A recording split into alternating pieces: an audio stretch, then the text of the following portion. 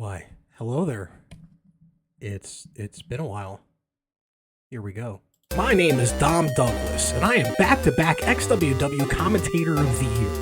With that comes some responsibilities, but also a lot of fun and excitement, and I'm never ashamed to look like a complete fool. Speaking of that, I love playing Magic the Gathering, so much so that I kind of think I play it a little bit too much, and I have some opinions. So now, XtremeTVOnline.com and XWW Wrestling on YouTube presents my podcast where I talk about Magic the Gathering. It's the Goblin Grenade Podcast.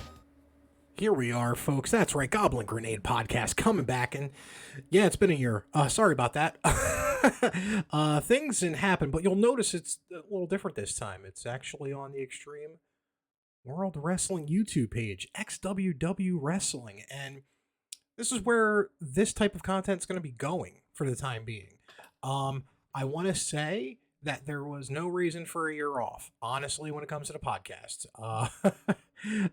Things happened. When it comes to my content on this channel, we're going to do the podcast. We're going to do some drafts. We're also going to actually maybe hopefully do some pre-releases, and I video edit them up as well. But yeah, so far, it's been a year in Magic the Gathering, and we're going to go over it.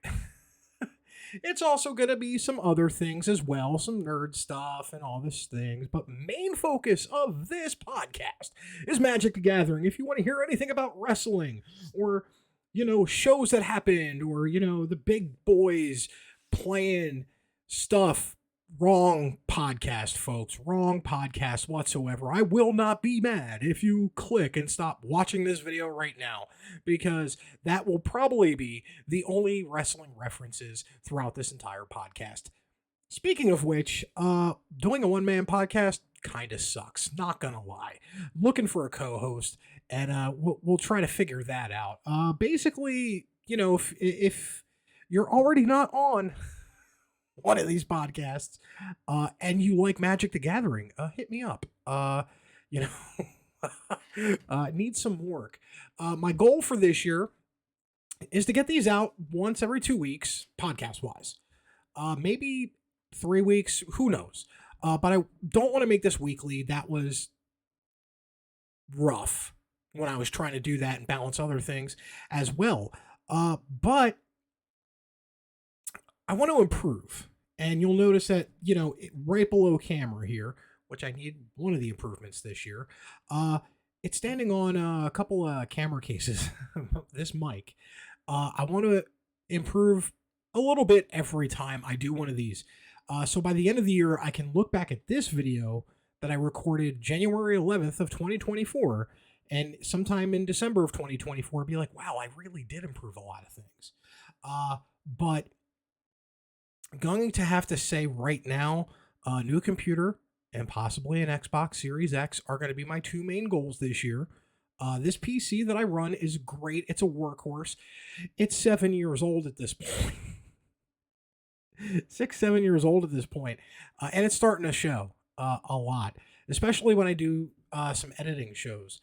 When I edit a few shows here and there. Nothing for XWW. Manny very wisely won't let me near the editing suite. But yeah, so it's starting to show. But now we're going to get into this podcast, and the first one we're going to do for Magic the Gathering is the year in review. And I'm going to break it down into sets, and then things that I felt they did right and things that I felt they did very, very wrong.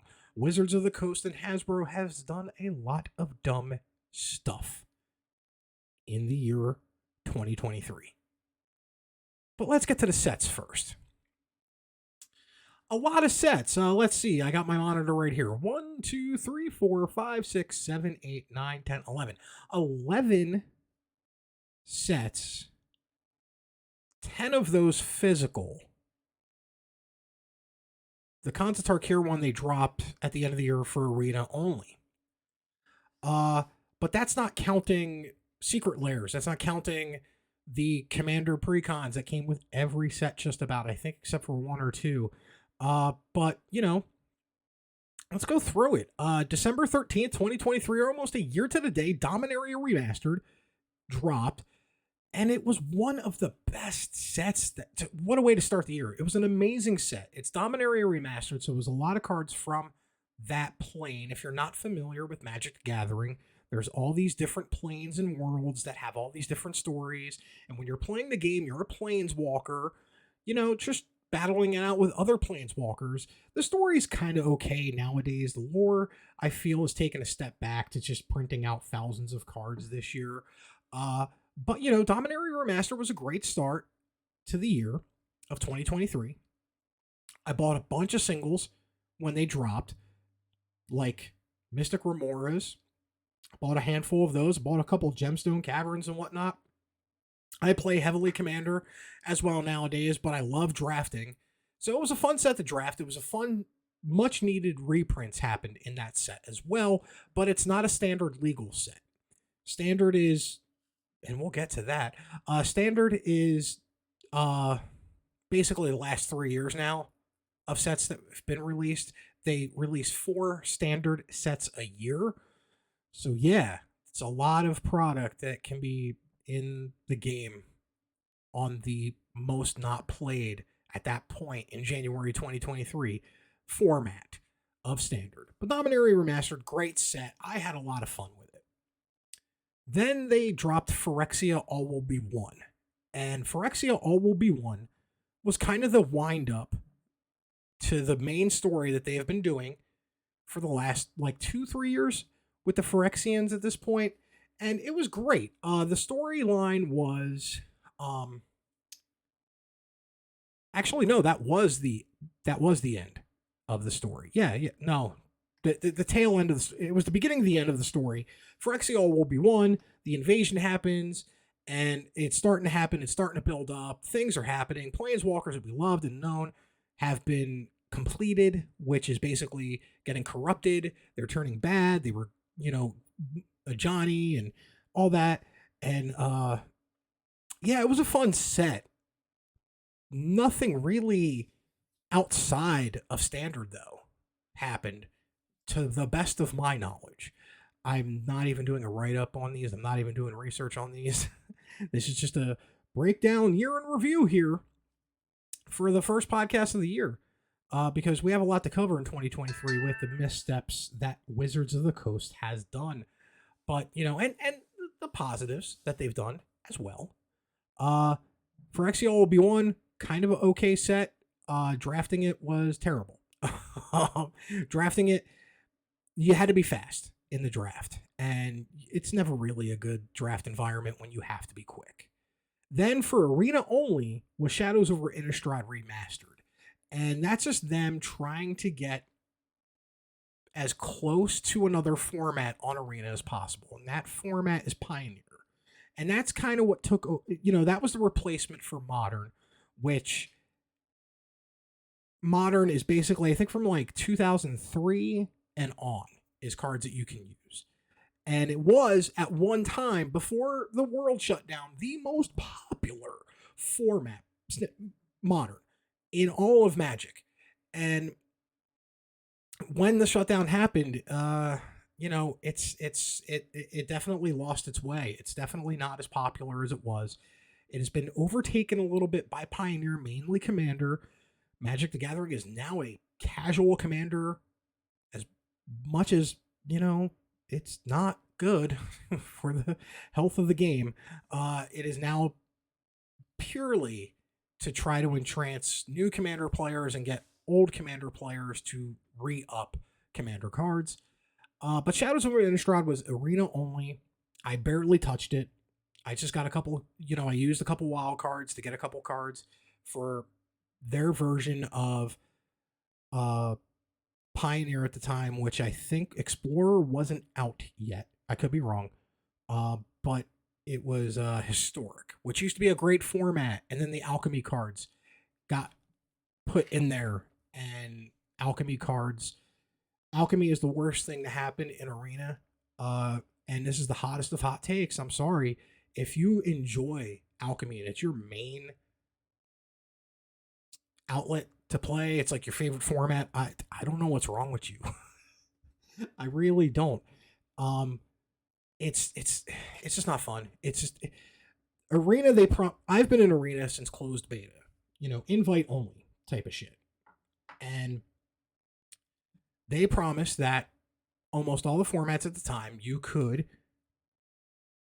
play your deck on Arena and buy the cards on paper and play the same deck.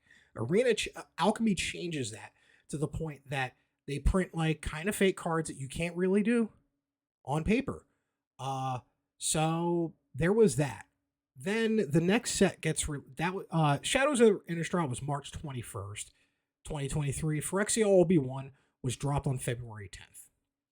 So in the span of a month, to kick the year off, they released 2 sets. And Remastered was an expensive set. More expensive than a standard set. Because it was remastered, I think it was like $6 to $8 a pack.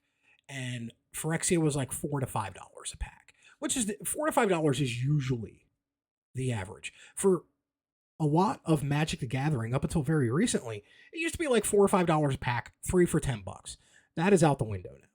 And we're not even talking about collector's editions either.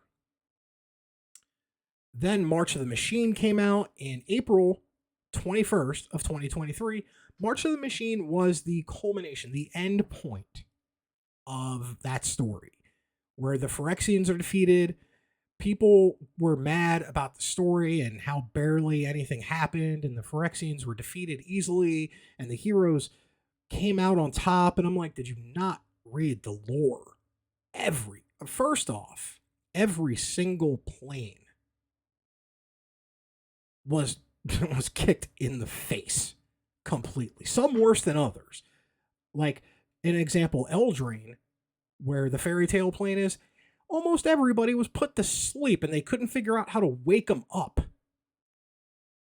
You're in an endless sleep. Everybody just got, not Snow White, but, the Sleeping Beauty. Everybody was Sleeping Beauty.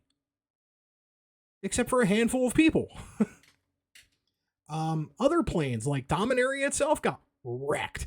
Strixhaven got wrecked. So many people died in that set, too. Like, so many people they introduced, like Maria, the Living Cure, who was the cure for Phyrexians, like, sacrificed her life. Ren in 7, with Realmbreaker the tree, forms... Ren can, merge with sentient trees, and he was on his 7th tree and it died, and I think all will be one. And then they were almost killed, and he merged with Realmbreaker, which is how the Phyrexians were able to invade every plane all at once, and merged with Realmbreaker, and knowing that, like, time was short, basically sacrificed themselves to beat the Phyrexians. Yes, Elsbeth came back, beheaded the leader of the Phyrexians. A couple of the Praetors, who were the Phyrexian upper bosses, were like, Urabrask betrayed them to help the heroes, and in turn, Urabrask was drawn and quartered, and then assimilated into other pits. Like, it's a dark story. A lot of bad things happened to a lot of good people. So before you say there was no stakes involved and nothing bad happened, they desparked almost every single Planeswalker. Planeswalkers are powerful cards. They can travel to any plane that they want within reason. They kind of have plot armor. Now they don't, except for a handful. At the moment, it's confirmed, I think, like 4 or 5 Planeswalkers right now. One is Ashiok, one is the elephant, Quintus Rand, and there's like 2 or 3 others. And that's it at the moment, confirmed. Jason Veraska, they were, like pseudo in a relationship. They were both completed, and, at the end, they're both just kind of looking out in the mist, and they're just like trying to remember the good days, and they die, apparently. They fade away, okay? People were shipping not only Chandra and not Vivian. They brought that relationship back. I'm sorry, I'm just shooting off the top of my head. But also, like, Jason Vraska, and they both just kind of hold each other as like they fade away. How sad is that? Like, don't tell me nothing bad happened. Yes, they now have to take Omen Paths, which opened up because of Realmbreaker, but for all intents and purposes, man, like a lot of bad things happened. And then one of the many fumbles that Wizards of the Coast did, they decided to do a prologue set called Aftermath. Your standard set usually has 300 cards, give or take. Nowadays, it's closer to 1,000 with the 5 different variations of every card that they print. But usually 300 different unique cards and or reprints. Aftermath was 50 cards, and it was a prologue. And it was universally shat on by everybody. No, I bought 1 pack of this just to say, I bought a pack of Aftermath. And in my pack of Aftermath, okay, this is how bad allocations were too. 5 cards, mind you. Average Magic the Gathering pack is 15 cards, sometimes 20 if it's a Commander Master set. Aftermath was a 5-card pack. Okay, 50 cards in the set. I opened up my one and only pack and got doubles of 2 cards. I had 3 unique cards in that pack, 2 doubles. So yeah, there was a reason why March of the Machines Aftermath was universally disliked, to the point that like the head of R&D, Mark Rosewater, in the later portions of 2023 said, we're never going to do that again. It was bad. We understand. The feels bad, they're bad. Then they kick off. Then they go from the absolute lowest set that they've released ever, mind you. That's how bad Aftermath is. In the 30-year history of Magic the Gathering, this set is worse than Fallen Empire. Set is worse than like the Visions block, or the set world. What came after Visions, like that. Those 2 sets almost killed Magic the Gathering. That's how bad this set was received. Then they go from the absolute low to the absolute zenith of a set in Lord of the Rings Tales of Middle-earth.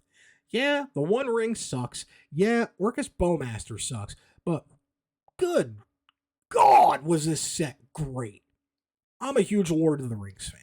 I'm not just the books and not just the movies, but, I also have a couple of the side novels, like the Similarian I read once every couple of years on train rides and stuff. I bought other Tales of Middle-earth just to get some more backstory. I dig the story in Lord of the Rings. And this set was almost perfect. Almost. Being tempted by the ring is a little too powerful in Magic the Gathering. There is no downside to being tempted to the ring. You basically, it's got 4 steps, and each step actually gives you better value as opposed to decreasing the value. It should initially be a burst, and then eventually by the 4th step, your creature should be like an 0-1 that can barely do anything. No, you get all bonuses. So that was like a flavor fail to me. But the set had such great cards in it. A lot of I have 3 actually Commander decks out of the 23 that I own, just off of cards from Lord of the Rings. I made a Tom Bombadil deck, which is sagas. I made Aragorn the Uniter, and I call it Die Mad, because people got mad that, certain art and certain cards were made. They can die mad when I bring out Aragorn the Uniter. And then I made another flavor fail to me, Gimli and Legolas Counter of Kills. You can't have them as partners. They don't have partners, and they basically can't, you get +1/+1 counters on things when you kill a creature with them. I felt that should have been partners, because that was kind of their thing. They were counting kills. They were trying to one-up each other, in Helm's Deep, and throughout that. That's like where they started the bond and the first real friendship between dwarf and elf in that era, in that age, started happening. And yeah, so I made it. And I kind of sort of haven't played it in person because I'm just like, hey, can we rule 0 this so I can have these two as partners and it's a really bad menial deck? Okay, no? Okay, yeah, I get it. I understand. I'll just bring out like Bombadil or Aragorn or my Edgar Markov or my Zada or my new Pirates deck, which really got an upgrade this year. So, yeah, but Tales of Lord of the Rings, Tales of Middle Earth, phenomenal set. The Precon's a different story, but phenomenal set. And then they go from the zenith of a set to another zenith of a set. I know they're topping each other, and it's almost impossible to do that, but something held it back. This was Commander Masters, and this was released August 4th, 2023. Commander Masters is by far the biggest fail of a set, in my opinion, that Wizards released in 2023. And I'll tell you why. The price. Too overpriced. So many stores were expecting Commander players in droves for this amazing set, which had awesome reprints, which had, I love drafting Commander Master set. I mean, last year in 2022, they had Adventures of Forgotten Realms Commander Masters, technically. That was fun. That was a fun format to draft. And Commander Masters was a fun format to draft as well. I did one draft, made my money by opening a full art borderless dockside extortionist. You know, better be lucky than good. But what happened was the price. You know how much it cost me to buy those 3 packs of cards to do a draft with prize support? $70. 70. That's that's more expensive than buying a bundle with 10 set boosters, 8 set boosters and whatnot. Almost as expensive as a collector's bundle, which is, you know, those, but also with a collector's booster in it. That's how, like, I'll put it in perspective. You're gonna see me, yeah, I know, stupid hat. You're gonna see me walk away real quick to my Magic Gathering collection.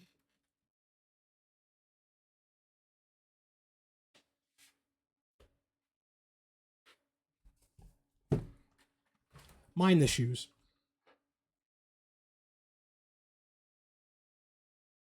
So, and hopefully it comes out on camera. This is the Phyrexia All Will Be One complete bundle. This sumbitch was $100. I didn't spend $100 to get this. I traded a whole bunch of cards and got it.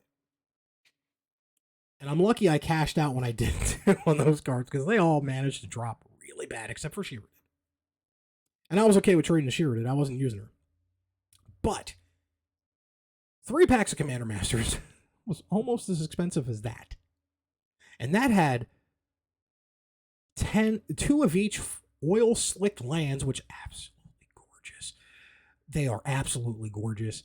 It had a whole bunch of cool things. It even had an awesome spin down die that I forgot to grab while I was there. You know, it was a complete thing. Packs, lands. It came with 10 full art land foils, you know, like on top of the 2 complete of each basic land and all these packs. And it was great. And it was open, and you could open a special pack with 2 randomly inserted oil slicked versions of those cards. Maximum value, okay, for that. But it was too expensive. $70 for a draft. I did it once. I mean, I got a full art borderless dockside extortionist, which at that time I think was like $90. But still, you're not running too many of those drafts. And the worst part is the format of Commander Masters is beautiful. It is simply the best Commander Master set, Commander draftable set that they released ever. Price killed it. Stores were left holding the bag for all these unopened boxes. And because of the way it works is Wizards said, oh, it was a pretty successful set. A lot of people bought it. No. A lot of stores bought it because they had to buy it because distributors make you buy, depending on your level, X amount of boxes and whatnot. That's not good. I'm going to check up Commander Masters booster boxes right now. Commander Masters 2023 boxes. You can get from TCG Player set boosters of Commander Masters. You can't draft them for $301. $300. Okay. You can get the draft boosters, which is the way you can play the game, for $240. I'm going to check up Goldfish because Goldfish actually has prices and how they went up and down.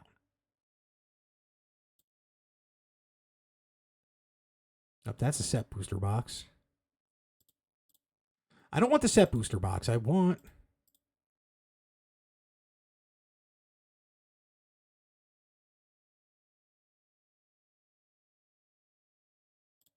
didn't want the set booster box.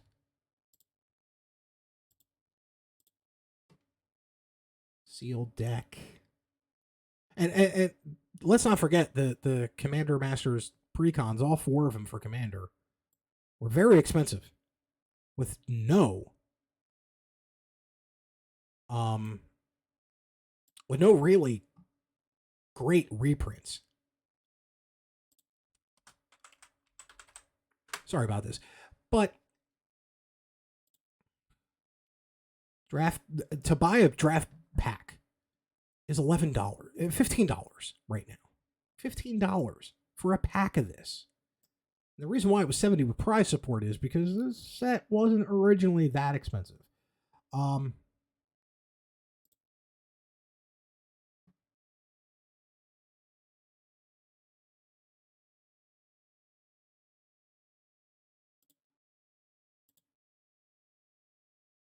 So yeah, like what happened with the Commander Master set was a lot of stores are holding the bag for it still, and they can't really get rid of them because, yeah, they can't get rid of them. Then September 8th, there was a bit of a break. Wilds of Eldraine came out, and Wilds of Eldraine kicked off the new 3-year storyline. And Wilds of Eldraine was a return to Eldraine, and it's the quickest Magic has ever returned to a plane. I think it was 4 years, if that. Had to have been 2020. Yeah, 2019 is when Eldraine, Thrones of Eldraine came out. Wilds of Eldraine came out in 2023. So yeah, 4 years. And usually it's a 5-year minimum wait to go back to a plane. Not this time. They went right back to Eldraine. And it was a really good set that was fun to draft.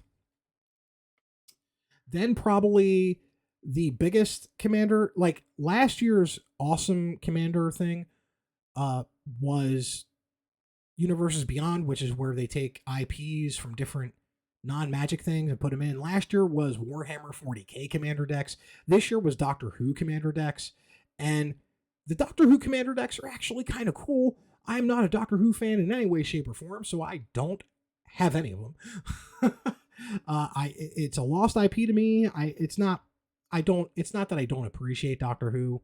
You know, you do what you do. You love what you love. I just know Doctor Who's not for me, and I'm not going to shit on you for liking Doctor Who. But that happened a lot, and it was a good set, but people just weren't buying as much as they were the Warhammer. I guess there was bigger crossover of Warhammer and Magic fans than there are Doctor Who and Magic fans. That being said, my girlfriend's Christmas gift was, I basically got her the 10th Doctor because she got into Doctor Who because of the Commander set decks that came out. So then I bought her a bunch of cards and singles and whatnot. And yeah, you know, that was her Christmas gift. Then the last set of the year officially released was Lost Caverns of Ixalan. Lost Caverns of Ixalan is a fail in certain aspects. They tried to fix this mechanic called Cascade. When you cast a card with Cascade, you reveal cards off the top of your library. until you reveal a card with converted mana cost less than the card that cascaded. So say you dropped a 5-drop spell that had Cascade, you can reveal cards until you reveal a 4 or less. Then you can cast that card. And if it's a time you can't cast that card, you got to put it in the graveyard.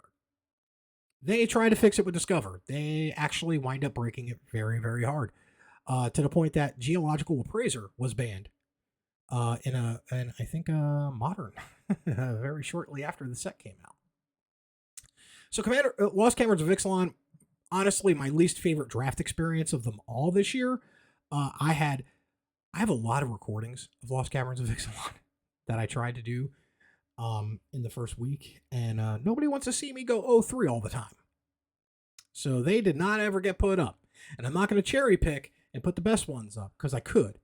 But, yeah, you know, it was a bad set overall. Actually, kind of my fault a little bit. I underestimated a few cards. And that was me going into a set, drafting it, not really doing any research on it. Usually I'll listen to like Limited Resources podcast, or I'll listen to like, you know, I'll look at YouTube videos, or I'll look at people drafting the set the day, you know, during like the streamer events that happen like a week before the set drops on Arena. I did none of that. I wanted to go in blind, and oh, what a bad mistake that was. And then on Arena, they ended the year with a surprise of Khans of Tarkir being released on Arena, mainly to get the fetch lands in Arena, because they were also doing a new format, which is actually one of my new favorite formats. Khans of Tarkir released. It was a great set. It was a great throwback set to when, you know, you could have a 3/1 with Vigilance for 3 mana and nothing else. Nothing else. What has happened in the last few sets, especially, you know, since basically March of the Machine, is each card is word diarrhea. There is word creep, power creep, all this other creep, but word creep has hit Magic the Gathering. It's almost so bad that they have to print dual-sided cards just to get all the text on there, it seems. It's bad because it's a lot of reading, and it's not really intrusive to a new player experience, because Wizards of the Coast got rid of the new player experience, basically, because they're relying on Commander to be that new player experience. And the thing about Commander is, it's the most popular format in Magic the Gathering and has been for a decade. The problem with Commander is they almost never draft. Commander players almost never draft. Commander players almost never go to pre-release. Commander players sometimes buy singles, but they usually do it online. And they hardly spend money in the store for the most part. Now, those that do are awesome. Those that spend money in a store to up their Commander game, kudos. I am one of them as well. I do order online, but I also do love draft, and I do love paper draft, and I will do pre-releases and whatnot. But I've seen it myself when I worked at a card store and a comic book store, that the running joke is when one of your standard players or modern players goes into Commander, kiss them goodbye as a client. Because they're almost never buying anything. And it's not indicative. It's not an indictment on anybody. It's just, you know, a lot of those players will only have one deck, and they'll constantly improve that one deck. I am the outlier. I legitimately have so many Magic cards. It's ridiculous. It is utterly ridiculous. I have too many. I have too many Commander decks. I have 23 at the moment, with the ability to make 3 more because I have empty sleeves. I'm actually trying to pare down my Commander decks right now, and I'm having a really hard time doing it. That'll be next podcast too, like the Commander decks that I actually own. It'll be a fun one. Might be a little different. I might need a couple cameras, but, you know, we'll do. So that was the set releases for this year. And then they invented Timeless on Arena, which is basically access to every card ever printed on Arena, which is why they needed the fetch lands. And it's my favorite format. It's so degenerate.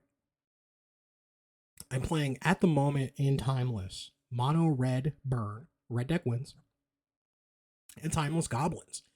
I'm having a blast.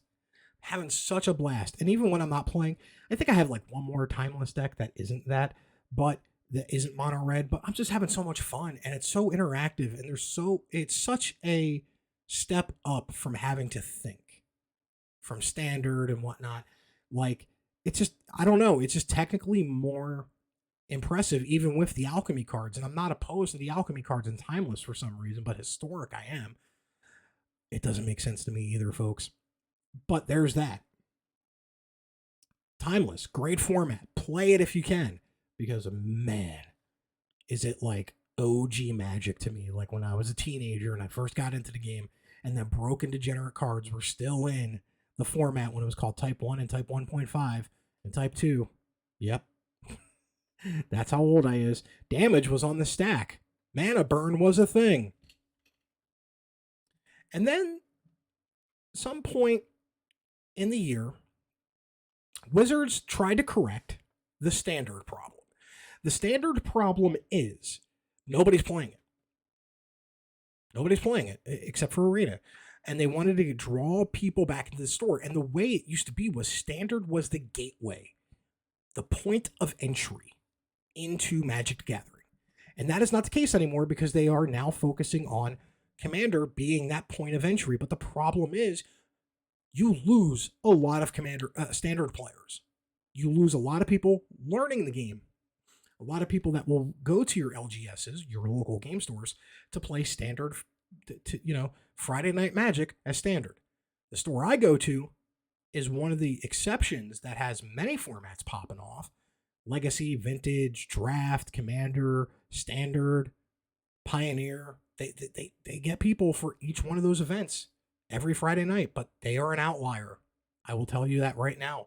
Some of the stores I have only do Draft still years after the shutdown for a Friday Night Magic, because nobody wants to play Standard.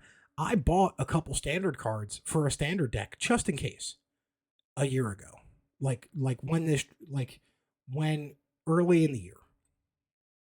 I've played it on paper 0 times. There's no point. I wasn't going to put a whole bunch of money into Standard and not play it. So I spent like $15, got a couple cards, and just had it collecting dust on the shelf. I don't know. But they decided to help Standard by, instead of rotation, which is whenever cards rotate out of that format, Standard's the format that rotates. It was originally only the last 2 years worth of cards every fall. When the fall set came out, that was called rotation. So the card pool from like the earliest year available. So say it was like the 2023 would have been 2021 cards. No, 2020. Yeah, 2021 cards would have rotated out. So you would have had 5 sets. And then whenever there's the 9th set in Standard, that's when rotation happens. Wizards changed that to a 3-year rotation on top of claiming that they were going to do bans once a year. Now, 3-year rotation, cool. You get to play with your Standard cards a little bit more. It's not as... You don't get snake bit as much. You don't get the sunken cost fallacy. Whereas if you spent money, you got to play it. Even if it's a fail, you spent money on it, so you have to play it. But what happens is, Wizards of the Coast, it takes 2 years from the beginning of a set to be developed to when it gets released to stores or started to get printed. 2-year time frame. And you know they're not talking to each other. They're not discussing these things. Because they dropped this and R&D was probably like, wait, what? We have cards that are coming out in these next sets that are not going to play nice with each other at all in a 3-year cycle. There are cards that are not going to play nice that were supposed to be rotated out. And by not playing nice, I mean being really degenerate. So yeah.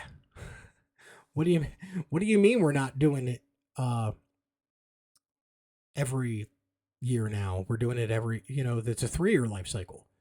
And then on top of that, bans once a year with a 2 or 3 week window when a new set comes out?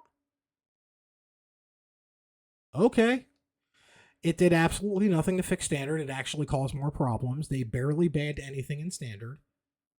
And cards have needed to be banned in standard. 3 cards got banned in standard, but it's not the ones that should have been banned. When that first happened, Wandering Emperor, Shiradid should have been banned. Those 2 cards should have been banned. Straight up. And they weren't. Shiradid's been a problem since its release. But everybody was hoping, well, when rotation happens, a lot of the key cards that were making Shiradid powerful they're not going to exist anymore. And then they drop this. 3 years. So now you have another whole extra year. They banned Fable the Mirror Breaker, which was okay. And Invoke it got banned. And one other card got banned, but it did nothing to fix the format. Player counts in stores are abysmal. The store I went to actually had standard, and we're giving away to the top 3 players. The prize for the top 3 to get them back into standard was secret lairs that they had. The first time they ran this event, 3 players signed up. Secret lairs that were going for like $50-$60. These 3 players could have just had 60 lands and gotten a secret lair because they signed up. I think the week after was like 6 people, and then it started kicking up a little bit once people realized, oh man, there's actually some decent prizes involved. But it wasn't to be. It was not going to happen for long. I don't even think standard is being played that much in that store, which is sad because standard is okay-ish, but it's still bad. You still have to play around Shiradid. You still have to play around Wandering Emperor. You need to have sideboard and main deck cards to deal with these. On top of all the other busted things like Quintus, Rand, and some of the newer cards, like, there's some problems. So that was Magic the Gathering's release schedule. And now let's talk about the biggest fails.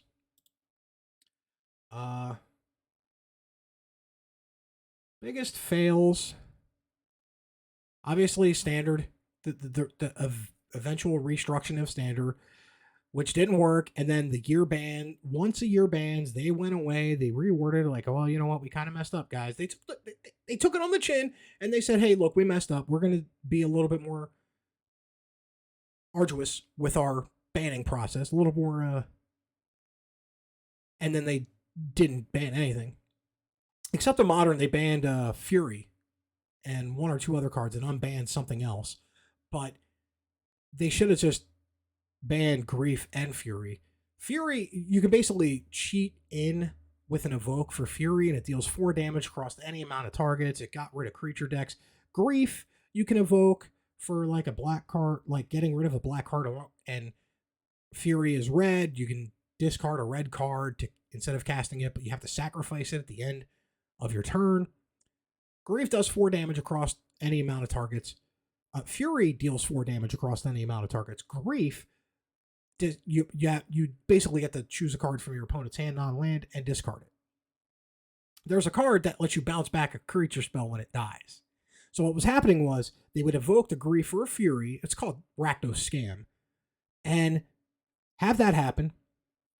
I deal 4 damage across all of your creatures. It goes into the graveyard. Then I'm going to play this card that when that creature dies, return it to the battlefield, deal 4 more damage to your face, and now I have like a 4/3 flying creature that you can't deal with on turn 2.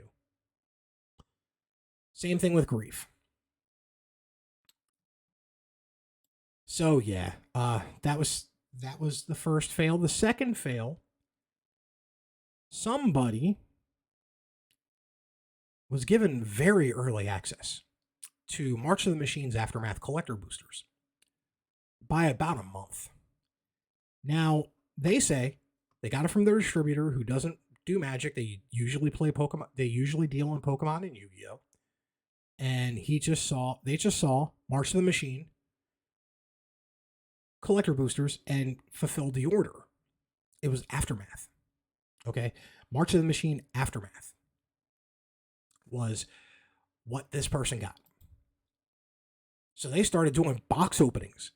Like, imagine that, being a Magic player and you got a set early access, way earlier than you should have. You get to spoil the entire set because they'd only spoiled 2 cards at that point. They hadn't even mentioned that Planeswalkers were desparked. And this dude, over the course of like a couple days in pack openings, because it was such a low numbered set in 50 cards exactly, they got to spoil the entire set. They got to spoil that shock that people would have seen had Wizards announced, oh yeah, here's the new Nissa. Desparked. It's just a creature now. It's not a Planeswalker anymore. So, I'll give you a few seconds to figure out in your brain, if you already don't know, how did Wizards respond to somebody accidentally getting March of the Machine's Aftermath collector boosters, allegedly? Have you figured it out? I'll give you a few more seconds because it's a doozy. If you had said the Pinkerton Detective Agency, you either already knew or you just waited for me to say it. Yes, that's right. They sent the Pinkerton Detective Agency at this guy. And now, according to him, they made his wife cry and all this other stuff, and they bullied him, and they basically threatened him, saying if he doesn't return the things to them right now this instant, they're going to arrest him and federally charge him, and yada, yada, yada, all this other stuff. I wasn't there. None of us were there. We don't know what really went down. I think it was a whole lot calmer than that. But the fact of the matter is, if you're a video gamer and you played Red Dead Redemption, you realize the villains in that game went after a guy's Magic the Gathering cards in 2023. Now, however you feel about the Pinkertons, not going to talk about that. That's not a can of worms I'm ever going to open up. But the fact of the matter is, the Pinkerton Detective Agency was sent to this person's house to retrieve the cards, and Wizards has worked with them a couple of times. There's been numerous times where sets were accidentally leaked. Wizards loves to control the flow of spoiler season, which, because of so many sets they release now, it's always a never-ending infinite spoiler season. But there's been times where months in advance, the entire set got released. They used to have these things called the God Books, which was basically the whole set in binders, just printed paper out. No art, no nothing, but it would tell you what the cards were. And years ago, a professional Magic the Gathering player had access to this and decided to leak the entire set 2 months before the set came out. Now, Wizards responded correctly, I feel, by permanently banning the player for life. So this person can never go into an LGS and play Friday Night Magic. They can never go to a Pro Tour. They can't even do anything where you have to register. They have to, unless they do it anonymously, or under a different name. But these leaks have happened from time to time, and Wizards does their best to control that. And unfortunately, this was kind of egg all over their face in more ways than one. Not only was the set spoiled entirely, the surprise of desparking Planeswalkers and the ramifications of what happened in their big storyline was spoiled well before they could. But also, the way the person who the Pinkertons went after and who opened these cards kind of put Wizards in a very bad light. Did it happen as this person said they did? I don't think so. I think there's some truth to it, but there's some embellishment that this person definitely did. Either way, though, the Pinkerton Detective Agency went after this person for Magic the Gathering cards. We're coming up to something not of a fail this year, but something that's about to happen with the next set coming out, Murders at Markov Manor. Draft boosters are gone. Set boosters are gone. The difference between a draft and a set booster is you can draft with the draft booster, and they have the 10 commons, the 3 uncommons, the 1 rare, the 1 land, and the token. By and by, that is how a draft booster has been. Set boosters are curated to the point that they're only 10 card boosters, 10 card packs, but they get rid of all the crappy commons, if you will. And you get more uncommons, you get the chance for 2 to 3 rares even, and cards from the something called the list, where they reprint certain cards that get curated into 1 in every 4 set booster packs. But unfortunately with the list, and you may think it's a good idea for reprints, but there was like 300-400 cards, if not more, on the curated list. And except for 5 or 6 of them, they were not needed as reprints. A vast majority of the list cards that I've opened up have been dog fart. Dog fart bad.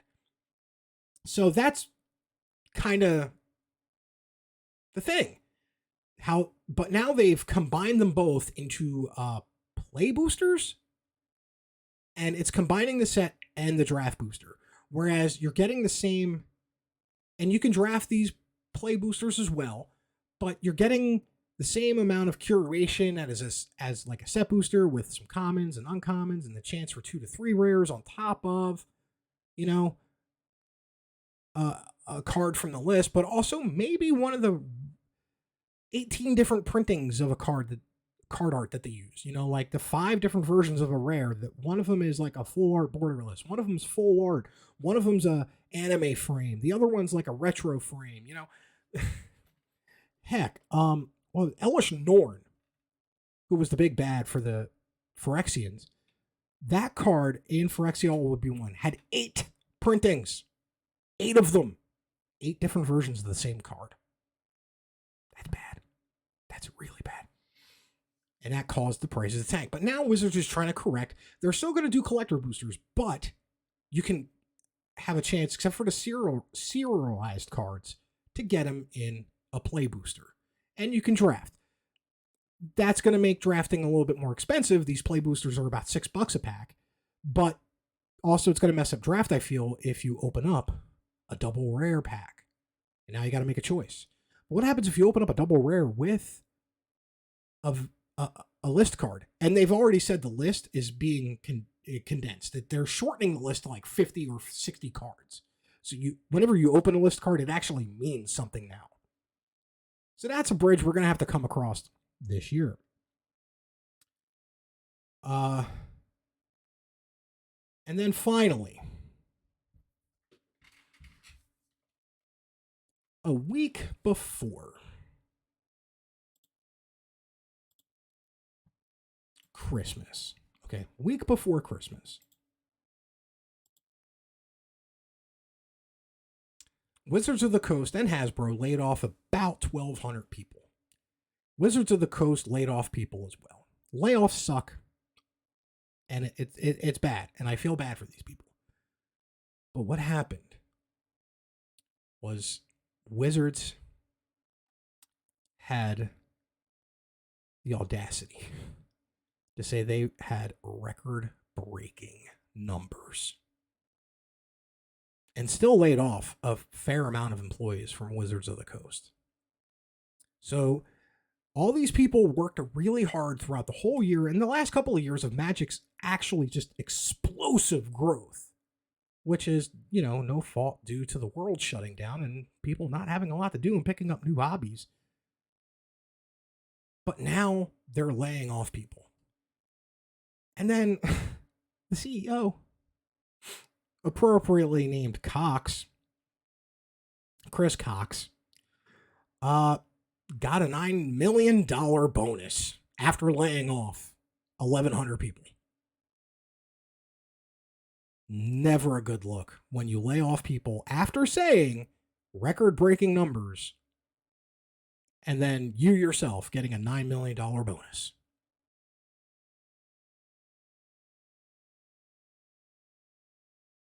Now, why did this happen? Simple. Hasbro, if Hasbro did not have Wizards of the Coast, Hasbro as a company doesn't exist anymore. Simply put, doesn't exist anymore. The rest of Hasbro is doing so bad that Wizards of the Coast itself is keeping the company afloat. That's why they're printing so many cards. That's why there's so many sets coming out this year. That's why each set now has 1,000 cards. 300 for a set, but with like 18 different printings of each card. Because it's the only thing Hasbro's doing right. The toy division's terrible. Every other aspect of Hasbro is bad. It's the point that, before the end of the year and a little bit into 2024, they were actually just selling off certain parts of the company to like downgrade, which is a good thing, but you still can't lay off all those people, I feel, after record-breaking numbers. And then the guy who's running the company decides to, pocket that $9 million bonus. That's probably the biggest fail of Wizards in 2023 because of the timing of the things. They did it for like tax purposes and all that other stuff. People got laid off a week before Christmas. A week before Christmas. And then immediately after, or like before that, it was either shortly before or shortly after that, your boss, who was your boss, it's like, oh yeah, by the way, I got a $9 million bonus because y'all rock. And y'all kicked it. Y'all killed it this year. Bonus for me. More hot dogs and handshakes for everybody else. Second wrestling reference of the day. Ooh, I have talked for an hour on this inaugural 2024 episode of Goblin Grenade Podcast. I'm going to shut things down here real quick, but things I'm excited for 2024, Fallout Commander set. I'm going to get all 4 of them. Fallout Commander set. I am a huge Fallout fan. I love that franchise. And the fact that it's going to be a Magic the Gathering, yeah, it's Universes Beyond, and some people feel like, it's a disgrace to the game having it. But man, I can't deny that appeal. I mean, I bought 2 of the Warhammer 40k decks. I have enough Lord of the Rings cards. And I'm not even a fan of 40k. Like, I don't even play Warhammer 40k. I almost did during the pandemic, but I didn't. But I own 2 of the Commander decks, and they've never been upgraded either. They just sit there. But Lord of the Rings, and now this year, Fallout. So Fallout's going to be my favorite set. I'm going to buy all 4 of the Commanders and have an absolute blast with it. On the wind down here, just remember, like, if you like Magic the Gathering and you're not part of another podcast on the XWW networks, please hit me up. I need a co-host. I can't talk to myself for, at this point, 57 minutes. And also, I want to improve each and every time this podcast drops. Next week on the release that I do is going to be a deck tech, and I do deck techs different. I'm doing budget deck techs and standard. I'm still trying to nail down the price point. Now that I used to do $5 deck techs on my YouTube channel, but now after the 3 years, I'm like, I think I can increase that number to like 10 or 15. It actually makes it a big difference on that aspect. That being said, my name's Dom Douglas. Check us out on XWW Wrestling YouTube, which you already are watching if you're here, or ExtremeTVOnline.com, $4.99 a month. First 5 days are free. Catch all of the awesome, amazing XWW action. And on that note, may your top deck always be mythic.